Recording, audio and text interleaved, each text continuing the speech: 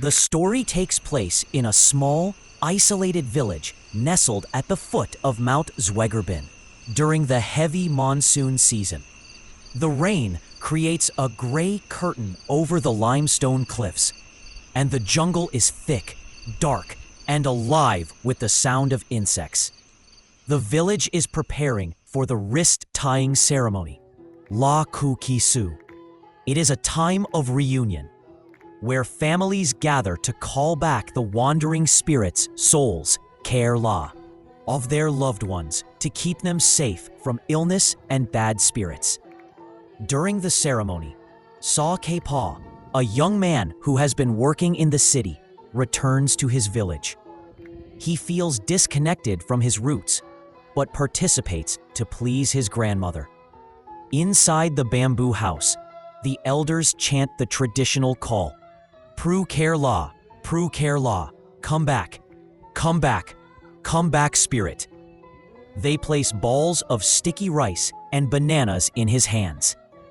One by one, his relatives tie white cotton threads around his wrists, murmuring blessings for health and protection.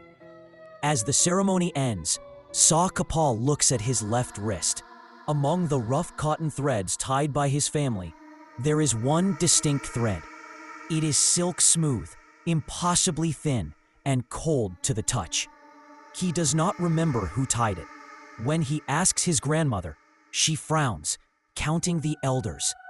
Everyone has tied one, she says. But that one, that knot is not ours. That night, the village goes quiet. Sa Kepa tries to sleep, but his left arm aches. The strange white thread feels tighter than the others. He wakes up in the middle of the night. His arm is lifted in the air, pulling him toward the door. It isn't a muscle spasm. It feels like someone is pulling the other end of the string. He looks out the window into the pitch-black rain. For a split second, illuminated by lightning, he sees the white thread stretching out from his wrist, through the window, and disappearing into the dark jungle towards the old cemetery. He grabs a knife to cut the thread.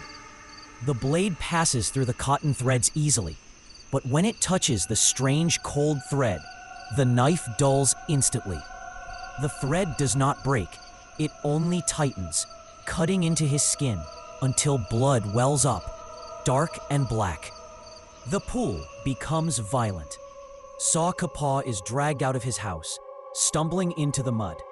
He is forced to walk toward the jungle. As he walks, he hears a voice whispering, not from the air, but vibrating through the thread directly into his bone.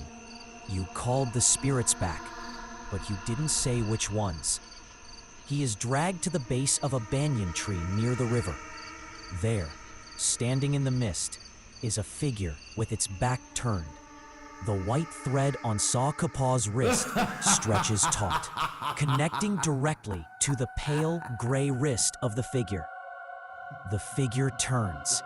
It is a man wearing traditional Karen shirt, Husay, but his face is washed out, eyes replaced by hollow darkness. It is an old friend who died in the river years ago, a death Sa Kepa had forgotten about in his city life. The friend wants to go home with him. The thread is not for protection, it is a leash. Sa Kepa realizes he cannot cut the thread with iron. He must cut it with spirit. He begins to scream the chanting of the elders, but in reverse, telling the spirit to leave. The ghost rushes at him just before it touches him.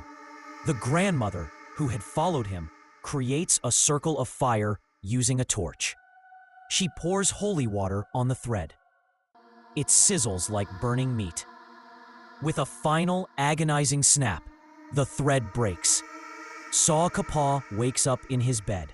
The sun is shining. His family tells him he had a fever dream. He looks at his wrist. The strange thread is gone. But where the thread used to be, there is a permanent white scar that circles his wrist perfectly. And sometimes, when the weather turns cold near the Fa Luin River, the scar throbs. and he feels a gentle, insist tug pulling him back to the dark.